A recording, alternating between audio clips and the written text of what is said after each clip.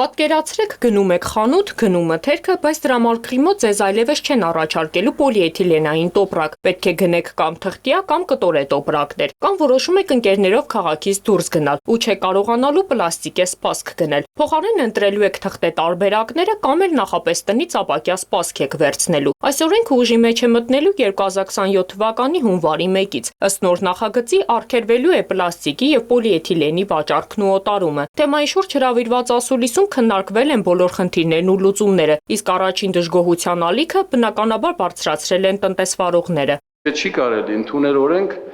հակել այս արտադրությունը եւ մարդկանց գործազուրկ դարձնել։ Այն դեպքում, երբ որ 30-40 տարի այդ ընկերությունները ձեռնարկություն են ձևավորել 0-ից սկսած, չեն վերցել ինչ-որ մեկի գործարանը, պետական գործարանը սեփականաշնորհել, այլ 0-ից ստեղծել են այդ արտադրությունները, բանկերում վարկեր ունեն, որ պիտի փակեն եւ հետո հիմա պիտի կրճատեն իրենց տնտեսությունը եւ մարդիկ դառնան գործազուրկ։ Կարող արծաթի բաժակներ լինի, սա ամեն ինչի գինը թանկանալու է, սա ժողովրդից է դուրս գալու ու մեկ էլ կա տես երկիր, որ հանել են չկա, գոյություն չունի։ Ամերիկա, Եվրոպա, բոլոր երկրներում էլ կան։ Ես եմ անձամբ տեսել։ Տնտեսվարողները մտահոգություն են հայտնել, որ այս որոշումը կարող է հանգեցնել գործազրկության աճի, իսկ արտադրողները կկրեն հսկայական վնասներ, քանի որ սարքավորումները ձեռք են բերվել վարկային միջոցներով։ Շրջակա միջավայրի նախարարությունից սակայն հակադարձում են։ Որոշման մասին հայտնի է եղել դեռ անցյալ տարվանից։ Տնտեսվարողների հետ պարբերաբար հանդիպումներ են եղել, եւ այս ընթացքում վերաօրինականացման ու լուծումներ գտնելու բավարար ժամանակ կար։ Բացի այդ, ըստ նախարարության, հարցն ունի նաեւ այլ լուծում։ Պլաստիկ արտադրությունում աշխատատեղեր այո կարող են կրճատվել, բայց մեկ այլ ոլորտ է զարգանում, օրինակ կտորի պայուսակների արտադրությունն է մեծ թափ ստացել, այլընտրանքային արտադրություն են ձեռք բերական ընկերություններ, որ օրինակ հենց էկոնոմիկայի նախարարության կողմից տրամադրված այդ արտոնություններով ձեռք են բերել այլընտրանքային պայուսակների արտադրության սարքավորումներ եւ այսինքն իրենք էլ մյուս կողմից ստեղծում են նոր աշխատատեղեր։ Շրջակա միջավայրի նախարարության ռազմավարական քաղաքականության վարչության պետ Լուսինե Ավետիսյանի խոսքով սահմանափակումը տարածվելու է մանրածախ առևտրի վրա։ Նպատակը պլաստիկ թափոնների նվազեցումն է եւ բազմակի օգտագործման այլընտրանքների խթանումը։ Անդրադառնալով գնային համակարգին Ավետիսյանն ընդգծեց, որ ամեն անգամ 50 դրամով տոպրակ գնելիս գուցե տարբերություն չենք զգում, բայց երկարաժամկետ օգտագործման առումով շատ ավելի ձեռնտու է լինելու մեկ անգամ բազմակի օգտագործման տոպրակ գնելը։ Եթե մեկ տոպրակը օրական միջին ընտանիքը մեկ ընտանիք օրական 50 դրամ, 40 կամ 50 դրամ է ծախսում,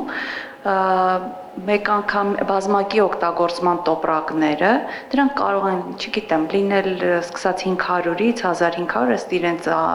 որակի, կտորի, տեսակի եւ այլն, որոնք անկեղծ ասած իմ անձնական փորձից եմ ասում, տարիներով կարող ենք օգտագործել մեկ տոպրակը, թեկուզ 1500 դրամանոց տոպրակը։ Արդյունքում որպես քաղաքացի մենք ունենում ենք ֆինանսապես ավելի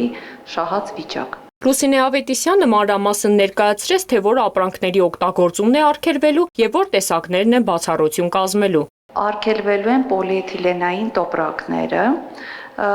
բացառություն են կազմում կշռափաթեթավորման համար պարկերը, արգելվելու են փրփրապլաստից, ռուսերենով պենոպլաստը, որ ավելի հայտնի է, եւ պլաստիկից պատրաստված տարաները եւ սպասքը։ Այստեղ ունենք էլի բացառություն կշռափաթեթավորման համար, օրինակի համար, եթե այդ տարաները, աղցանները կշռում ենք կամ, չգիտեմ, այլ բան, կափարիչով տարաների համար բացառություն ունենք, որ կարող է մթերքը ուղղակի այդ տարան դեռևս մնալու է։ Եվ չեն արգելվել աղբի համար երկրորդային հումքից պատրաստված տոպրակները, այնպես մեր խոսքով ասած, այն սև գույնի գունավոր տոպրակները, որը աղբի համար է։ Ստուգումներն ու վերահսկողությունը կիրականացնի շուկայի վերահսկողության տեսչական մարմինը։ Եթե համապատասխան օբյեկտներում խախտումներ արձանագրվեն, առաջին դեպքում կլինի նախազգուշացում, իսկ կրկնվելու դեպքում կսահմանվի տուգանք 100-ից 150 հազար դրամի չափով։ Նախագծի վերաբերյալ հարցում իրականացրեցինք նաև քաղաքացիների շրջանում, պարզելու թե ինչպես են վերաբերում նախագծին եւ արդյոք հեշտ կստացվի հրաժարվել պլաստիկից։ Ես եղել եմ ուրիշ երկրներում ու բավականին դրան շատ լավ են վերաբերվում ու իրոք թղթե տոպրակները շատ ավելի էկոլոգիապես մաքուր են, ասենք։ Գործողությունները բերի կարգավորվի նոր արկել են։ Հիմա սառույցն չի մեջ են վաճառել, այդ ինձ հետաքրքիր է։ Թղթի տոպրակի մեջ կարող է վաճառել սառույցը։ Ես պատրաստ եմ, ես ուզում եմ որ պլաստիկը վերացնեն, որտեղ շատ վատ է մոլորակ մեր երկրի համար պլաստիկ տոպրակները։